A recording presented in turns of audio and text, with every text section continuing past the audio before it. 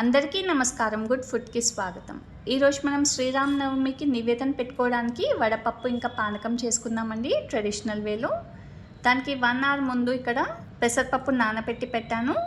బెల్లంని కూడా నానబెట్టుకోవాలి. వడపప్పు కోసం కొద్దిగా బెల్లం కావాలి.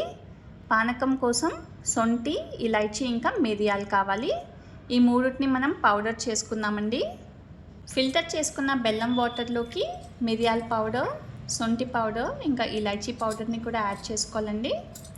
ఇంగ్రీడియంట్స్ అన్నీ ఒకసారి మిక్స్ చేసుకొని పక్కన పెట్టుకుందాం. ఇంకా పెసరపప్పులో కొద్దిగా బెల్లం వేసి మిక్స్ చేసుకోవాలండి. ఇందులోకి పచ్చిమిర్చి ఇంకా వేరే ఐటమ్స్ కూడా యాడ్ చేస్తూ ఉంటారు. కాకపోతే మనం నివేదన చేయడానికి పెసరపప్పులో ఓన్లీ బెల్లం వేసి నివేదన చేయాలండి. మనం చేసుకున్న వడపప్పు ఇంకా పానకంలోకి తులసి పెట్టి నివేదన చేసుకోవాలండి. తులసి లేకుండా ఎప్పుడూ నివేదన పెట్టకూడదు. చూసారు కదండి, మీరు ఈ ట్రెడిషనల్ వేలో వడపప్పు ఇంకా పానకం చేసి శ్రీరామనవమి రోజు సీతారాముడికి నివేదన పెట్టండి. మన అందరిపైన సీతారాముల అనుగ్రహం ఎప్పుడూ ఉంటుందండి. ఓన్లీ హిందీ రెసిపీస్ కోసం ఒక న్యూస్ ఛానల్ స్టార్ట్ చేశానండి. దాని లింక్ కూడా నేను ఇక్కడ ఇస్తాను, డిస్క్రిప్షన్లో చూడండి. ఇప్పటి నుండి ఇందులో ఓన్లీ తెలుగు వీడియోసే ఉంటాయి. ఎవరికైనా కావాలంటే షేర్ చేయండి.